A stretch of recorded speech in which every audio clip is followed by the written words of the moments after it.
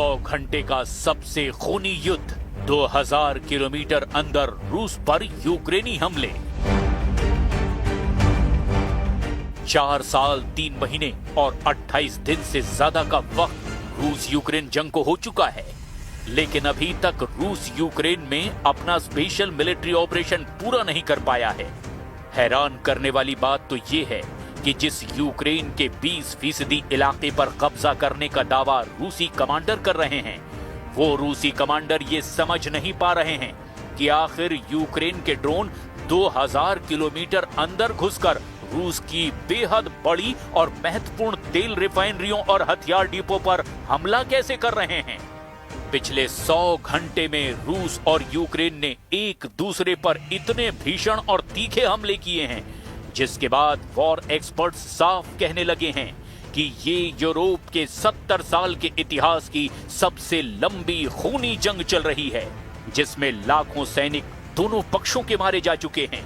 अब हम आपको दिखाने जा रहे हैं कि हारता हुआ यूक्रेन कैसे जंग की बाजी पलटते हुए रूस की राजधानी मॉस्को से लेकर सेंट पीटर्सबर्ग तक अंधाधुंध ड्रोन हमला कर रहा है। रूसी तेल रिफाइनरियों के उड़ते चीथड़े और बारूदी हमलों में रूस तेल डिपो के उड़ते ढक्कनों की तस्वीरों ने साबित कर दिया कि यूक्रेन अब रूस पर कई हमलों में भारी पड़ने लगा है। लेकिन पिछले 24 घंटे में जिस तरह से रूस ने बैलिस्टिक मिसाइलों से यूक्रेन पर हमले किए हैं, उससे ऐसा लग रहा है कि पुतिन अब जंग के सारे नियम कानून तोड़कर यूक्रेन पर पूर्ण विजय की तरफ बढ़ने लगे हैं। यही वजह है कि रूस के यूक्रेन पर हमले अब बेहद खूनी हो चुके हैं। हम आपको बैक टू बैक 2 खबरें दिखा रहे हैं, जिसमें पहले देखिए यूक्रेन कैसे रूस में 2000 किलोमीटर अंदर हमला करके पिछले 100 घंटे में गदर मचा चुका है, और दूसरी खबर में देखिए रूस खुद पर हुए बेहद घातक और भीषण हमलों के बाद कैसे यूक्रेन के शहरों पर चुन चुन कर सटीक हमले कर रहा है। 2000 किलोमीटर अंदर रूस पर हमले, 3000 किलोमीटर तक यूक्रेनी ड्रोन क्षमता। पिछले 100 घंटों की लड़ाई से यह साफ है कि अब युद्ध केवल पोजिशनल वॉरफेयर यानी कि जमीनी मोर्चों पर आमने सामने की जंग तक सीमित नहीं है। यूक्रेन ने रूस के आर्थिक दिल यानी रिफाइनरियों को निशाना बनाकर पुतिन की वॉर मशीन को आर्थिक रूप से पंगु करने की नीति तेज कर दी है। युद्ध का सबसे बड़ा रुझान ये है कि रूस मोर्चे पर दबाव बनाए हुए है, जबकि यूक्रेन रूस के भीतर गहरे ड्रोन हमलों से रूस को तबाह करने में जुट गया है। अब आप ये देखिए यूक्रेन ने रूस पर पिछले 100 घंटे में कहां-कहां हमले किए हैं और कैसे हमले किए हैं, और रूस को इन यूक्रेनी ड्रोन हमलों से कितना नुकसान हुआ है।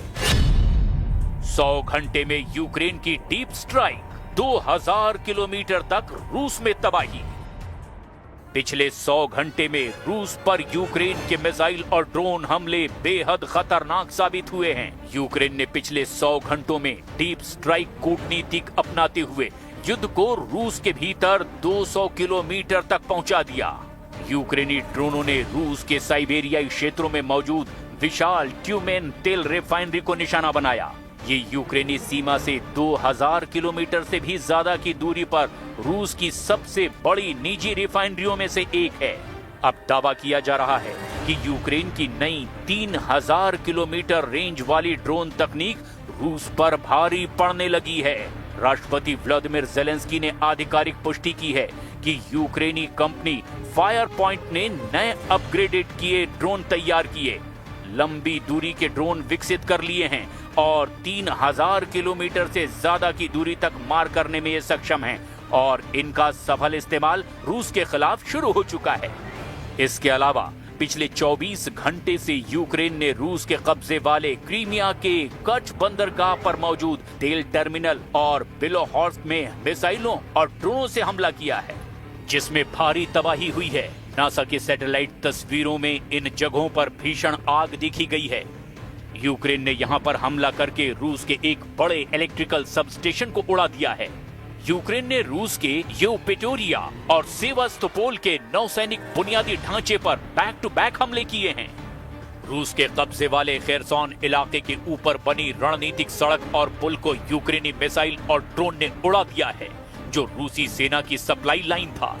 यूक्रेन ने क्रीमिया में ATACMS और स्टॉर्म शैडो क्रूज मिसाइलों का इस्तेमाल किया है, जबकि समुद्र में रूसी शैडो फ्लीट यानी गुप्त तेल टैंकरों को घेरने के लिए सी बेबी और मैगुरा नए सैनिक ड्रोनों को यूक्रेन की सेना ने इस्तेमाल किया।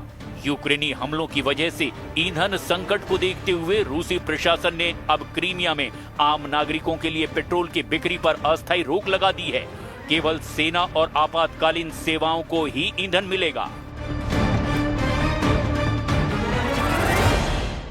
Є також за що подякувати нашим воїнам, зокрема воїнам сил спеціальних операцій Збройних сил України. Наші далекобійні санкції досягли Тюменського регіону в Росії. Це теж нафтопереробка, майже більше 2000 кілометрів від нашого державного кордону.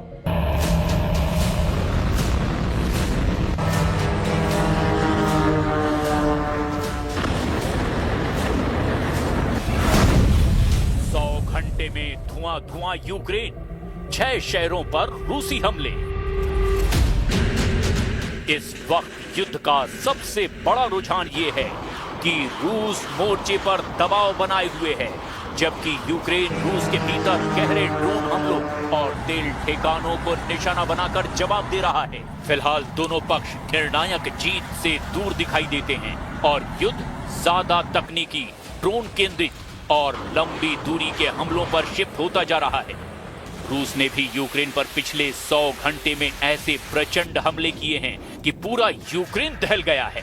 यूक्रेन रूस के ड्रोन मिसाइलों को रोक नहीं पा रहा है। नेटो से मिले एयर डिफेंस भी अब रूसी मिसाइलों को आसानी से तबाह नहीं कर पा रहे हैं। रूस ने मॉस्को पर हुए हमलों का बदला लेने के लिए पिछले 48 से 100 घंटे में यूक्रेन के ऊर्जा नेटवर्क और हवाई अड्डों पर multi front coordinated missile strike की है।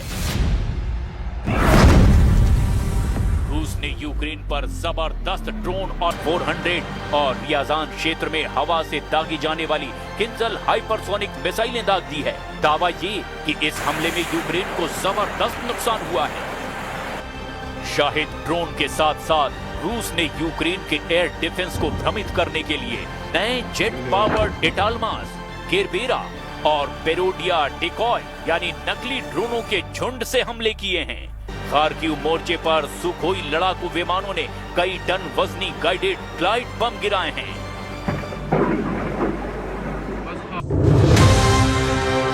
ऐसे हालात में अगर रूस हमले और तेज करता है तो यूक्रेन पर बहुत भारी पड़ सकता है।